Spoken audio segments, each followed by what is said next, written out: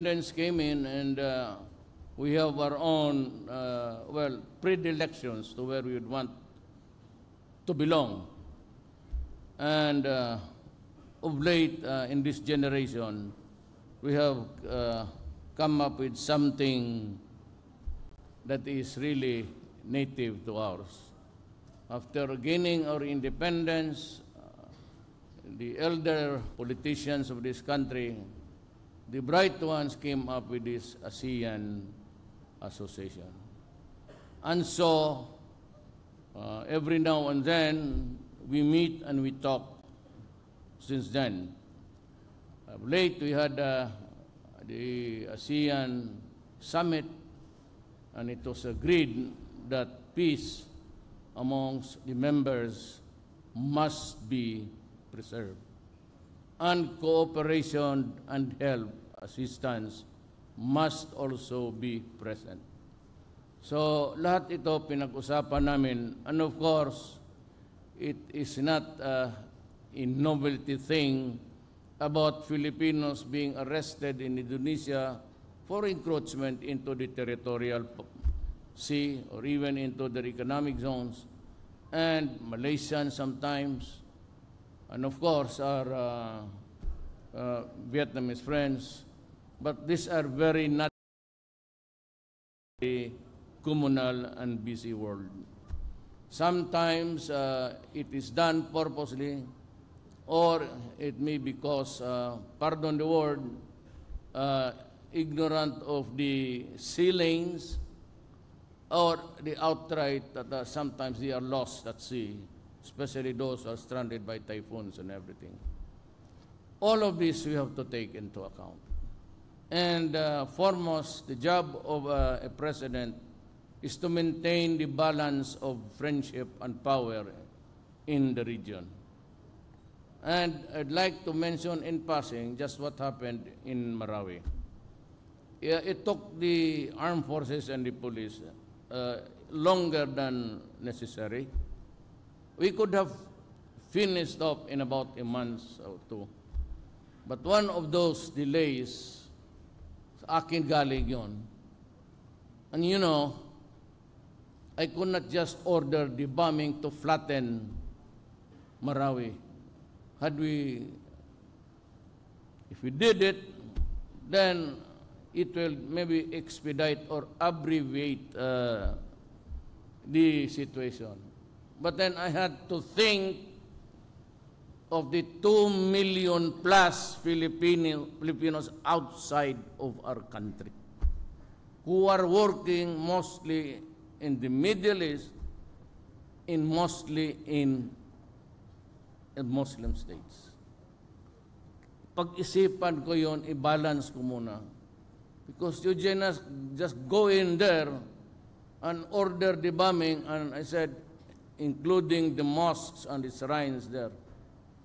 Because then you will just have to generate hatred, and it will never end. To the last minute, I cannot mention their names, but I called the heads of state. At sinabi ko, the military is asking me now, what now? Because there are still the remnants inside buildings, and the only way to get them out is really to assault the buildings. And finally, after talking sense with some of the leaders of the countries that I have known all these years, as mayor and as president, I said that you just have to understand. I have to protect my people, and I'm losing so many soldiers and policemen. And told them that this cannot go on. I have to do something. And with this situation also, I had to order, ano ba naman yung mangingisda lang, kung magdinamita ka dyan, mas marami pa ang makuha mo dyan sa, well, anyway, this is something very, I consider minor. Hindi naman yan basta-basta. Since then, about a year ago, nandito na ako. Kung ganun lang kadalas about seasonal, then maybe we can find the forgiveness in our hearts. In the interest of the larger picture of the East ASEAN and ASEAN countries. Kailangan natin intindihan natin yan. I had to do it because I made a commitment during the ASEAN. And it was also their promise that to do the same. That we treat our poor citizens who happen just to intrude somewhere with understanding, with love, or after all, hindi naman ito mga mayaman. Controller yan, siguro sabihin ko sa pasabugin mo, pero ano mo naman yung lantsa-lantsa? What is very important even is the security of our waters. We continue to have a problem, pati sila, some were captured in that Sulu Sea and the Molucca Strait. We have to do something about it. We have met, and I think the military and the police, they have this modus vivendi, if it's the one, na they will cooperate joint patrols. Ako sinabi ko, if it is a confirmed terrorist vessel, sink it. Sink it. Never mind about the terrorists. The fish will consume them. Sink it and end the problem. Mahirap yung ganon. You capture people. You make them do chores like a slave. You are treated like a dog, and you are decapitated publicly in front of a video or television. That's why I said, yung mga sundalo naman natin, yung mga police may sidearms. And I also like to caution you now, the NPAs are on the offensive. Binilihan ko lahat, pati yung army wala silang sidearms. And I said that I'll buy everyone and each one of you a sidearm. I'll give you this to protect you. Kasi itong mga NPA, so walang kahiyaan nila. Ito yung mga sundalo ko, pati police, magpunta lang sa kampo, especially itong mga army, lalabas ng kampo, paturay-turay lang, kasi hindi naka-uniforme. And they are just also like a dog, pinapatay. And what caused really my precipitated rather yung ceasefire na nahinto, because there was this ambush of 2 soldiers who went to the bank to get their hazard pay. Pinagbabaril nila. Nung tinanong ko ang medical legal, sabi ko, ilan ang tama? 72 gunshot wounds. Sabi ko, kababuyan na to. Kaya tinawagan ko si John Anya, sabi ko, sir, I'm sorry, but sabi nila, February 10 sila, sabi ko, unahan mo na, sabi ko, mauna na tayo. And now there is, I am losing about on the average 5 to 7 soldiers and policemen all throughout the country. They are now on the offensive, and that is why I said, kayong mga police, just a little bit of vigilance. The sparrows are really active. Paglabas ng bahay ninyo, huwag muna kayong lumabas. Yan dyan sa tindahan na yan, umabos ng soft drinks na 2 oras na. There is something wrong with the idiot. O yan dyan sa kanto, if you see him 3 times, ilapitan mo na, posisyon ka muna. Total, may mga armas na ka. Tapos, huwag kayong magpalugi. Especially in Hulo, do not surrender. I do not mind losing properties of government. That's nothing to me. But as a buhay, if you are there, especially in those areas, you die with your dignity as a soldier. May baril kayo with 3 magazines. Yung 2 magazine para sa kalaban yan. Yung isang magazine maiwan, para sa iyo yan. Para sa bunganga mo yan. Do not surrender the gun until you are dead. At do not give them the pleasure of decapitating you. Just shoot wherever you want to. You might start with your balls. Then going upwards and just say, mabuhay tayong lahat sa impyerno. Tayo rin na. Huwag kayo magpaputol ng ulo. Putang. Hindi ko na nga binabasa ang speech para masasabi ko. Wala namang sinabi dito na putulan kayo ng...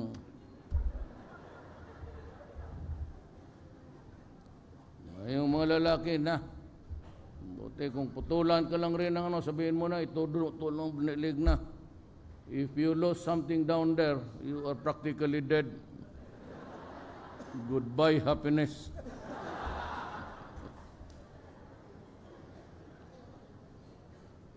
So I said, I will not ever talk to there were attempts to establish a line. Yung mga fraternity brothers who are also announced.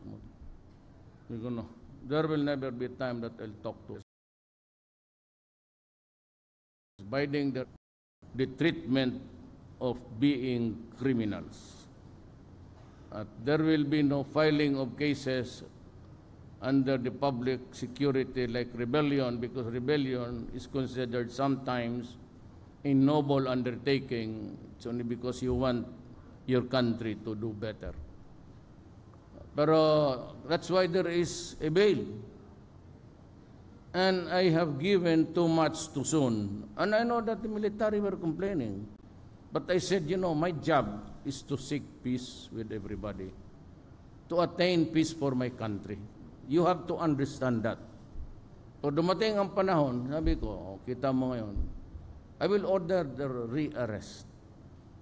But yun namang binitawan ko out also of humane reasons. For one, those who were above 70 like me, parang ako na ang napapagod para sa kanila.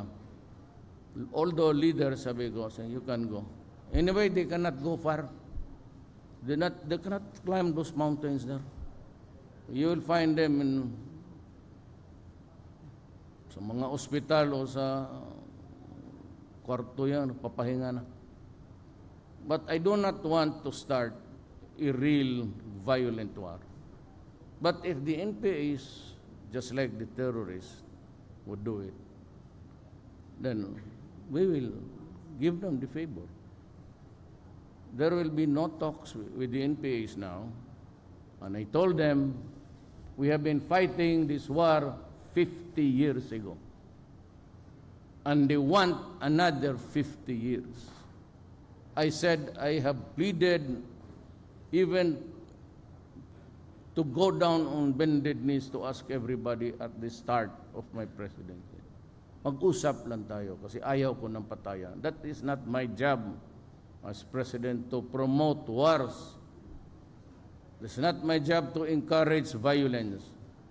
Pito yung droga for those human rights in or out of the Philippines, hear this. Forget about it. Your complaints would just fall on deaf ears. Hindi kita pakinggan. I have promised. That was my second promise. Sa matter of fact, yung election, madali ako natapos magsalita. Because my messaging was very few, far in between, in the elections. And I told you, if you elect me as president, I will stop corruption, and it will stop. I have even made a proposal because they think that what I wanted was to change the Constitution and be a dictator. Bullshit. Kung maaari lang. That's why I proposed last night. Together with the priests, left or right, minus the terrorists. And we can talk. And if we can come up with a constitution that truly reflects the dreams and aspirations of the people, especially against graft and corruption, huwag kayong matakot. And you can include even in the powers of the presidency, constrict it, do not add the powers to what is provided for in the Constitution right now. Huwag nakalimutan mo na. And you can provide her that the incumbent or sitting president, which is me, his services will be terminated upon the approval of this Constitution. That is a guarantee to you that I do not seek power or some beyond the ordinary dreams of a Filipino citizen. You can make it, if you can have it mid-year. At the end of the year, I will step down, and that is my commitment to the Filipino people. Para sabihin nyo, magkukonstitusyon tayo, gagawain mo lang ng dictatorial, no? They're just using it. Actually, itong mga rally-rally, the extrajudicial, yes, of course. If you destroy my country, that has always been said, I will destroy you. If you destroy the young of my land, I will destroy you. There is no such thing as an individual selling of shabu. It is always an organized crime. There has somebody who will cook it, somebody to corrupt, somebody to distribute, somebody to sell it. Yung basurero, the garbage, they call it, the garbage men. They are the street dealers. It is always organized. You cook, nobody distributes it, you're dead. You are a dealer, there is no supply. But along the way, 4 million Filipinos are contaminated with drugs. Ang masakit sa akin, human rights guys would come here and with their counterparts also off the rockers.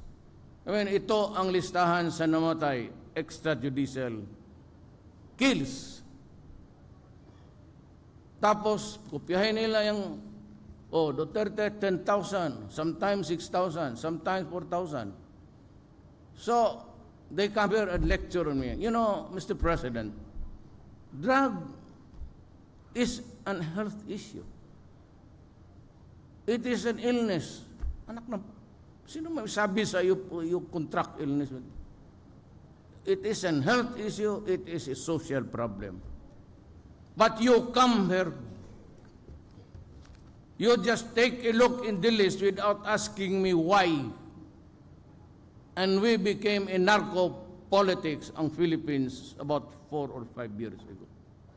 That's the problem. That you have mayors, Espinosa of Leyte, the infamous one, and si Parahinog, the mayor there. He was already killing his own police who did not identify with him in his illegal business. Pinapatay niya yung mga pulis niya, kagaya itong si Albuero Mayor Espinosa. He killed 2 of his policemen in the market, dyan sa harap ng sakyanan. Sabi ko, no. If you are using the platform, if you think you can do it like Colombia or forget it, I will not allow it. Look at the obscenity of it all. In one of his houses, rest houses, ang wallpaper niya was 500 denomination paper bills. That's why he had to die. The Albuera mayor was responsible for the death and destruction of lives in the Eastern Visayas. Western Visayas, si Udikta, yung couple na pinatay doon sa Pantalan. I told you Mabilog was a drug dealer, mayor of Iloilo. And I told him, you'll be next. So he went out of the country. He was dismissed. Hindi na bumalik. Why? But if he was really innocent, they have nothing against drugs. Why would you be afraid? But I told everybody, once upon a time, last year, I gathered all the mayors in one room in Malacañang and shut the door. At sinabi ko sa kanila, do not do it. You will lose your funds or maybe your life. General Loot of the police was there. But I pointed to him, General, ikaw pang unang general na patayin ko. Huwag mo akong bullshitin ng gano'n. I don't give a shit who you are. Stay off. Stay clear. And that's the same thing that sinabi ko sa mga gobernador. Nothing personal. I'm just also like anybody else. I'm just an ordinary mayor. I just don't know why I became president suddenly.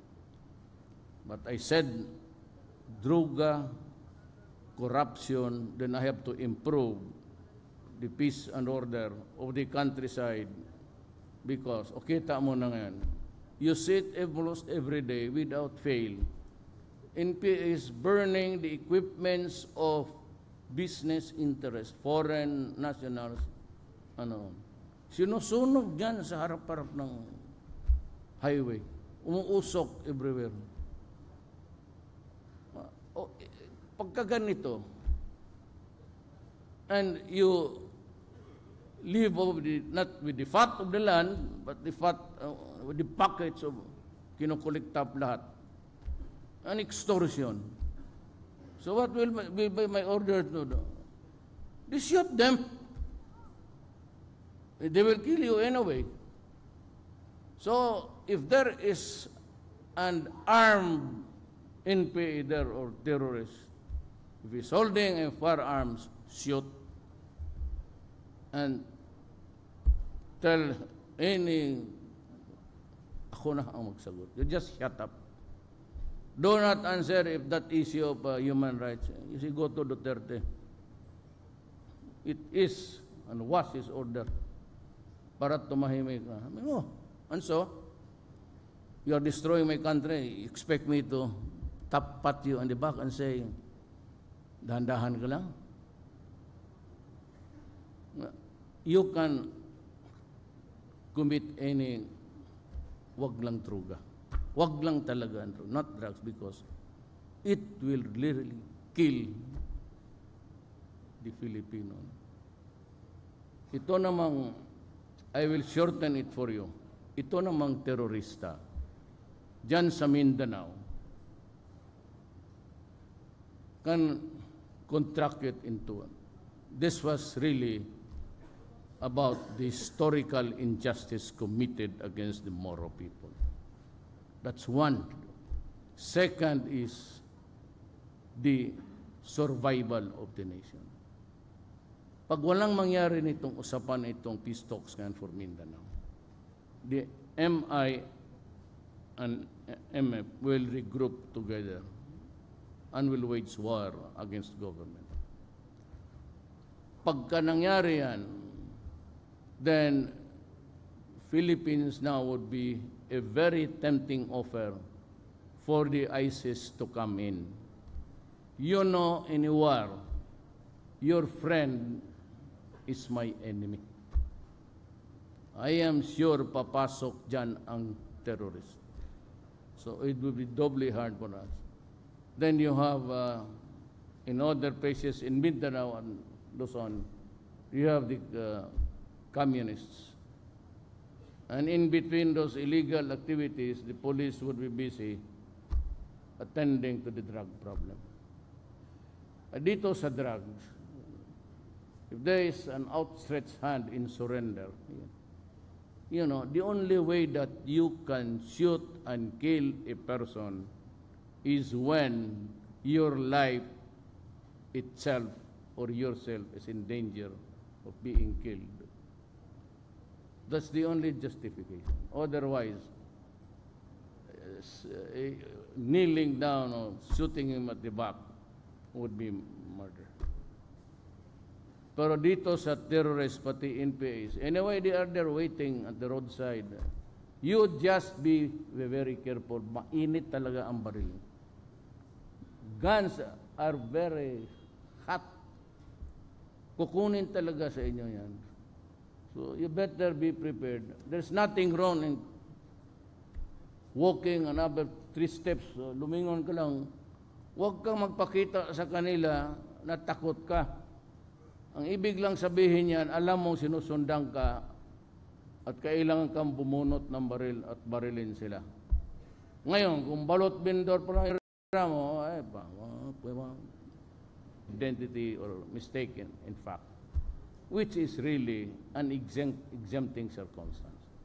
In good faith, you believe that you're being followed by a killer, and by your standards as a police, you really believe in good faith that the guy there is going to slaughter you, and then you shoot first. I've been mayor for 23 years at Davao. I'm not trying to offend you, but during my time, and when I was young,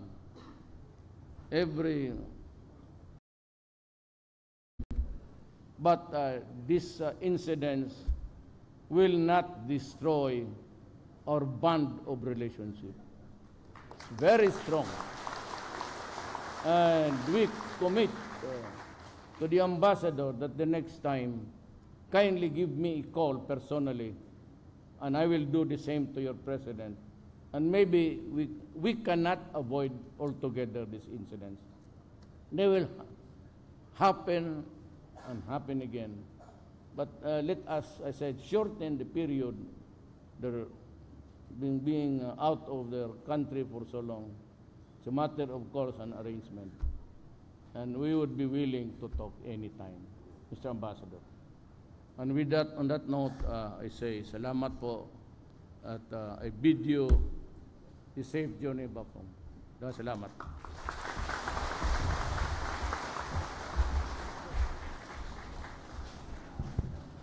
Thank you very much, President Rodrigo Duterte.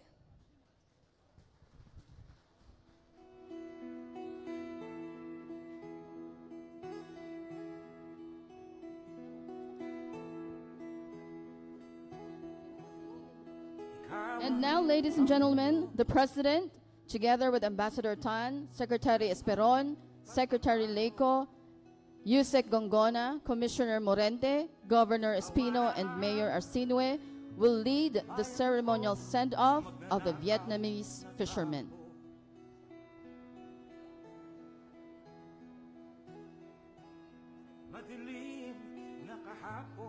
May we request everyone else to remain in their seats, please. Thank you. Sa piling mo, di ko mawawala ang korupsyon.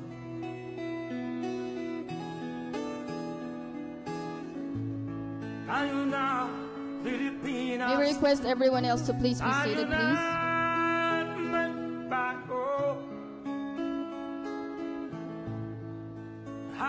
So once again, in the spirit of diplomacy, unity, and solidarity, we bid the 5 Vietnamese fishermen goodbye, and we wish them good luck on their journey home.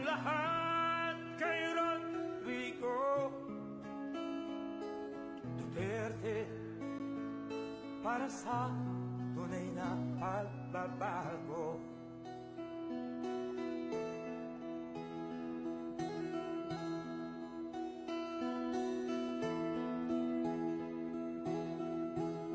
Masdan mo ang paligid, alamak mga krimen, rape, droga at mga nakawan, dapat nga mapigilan.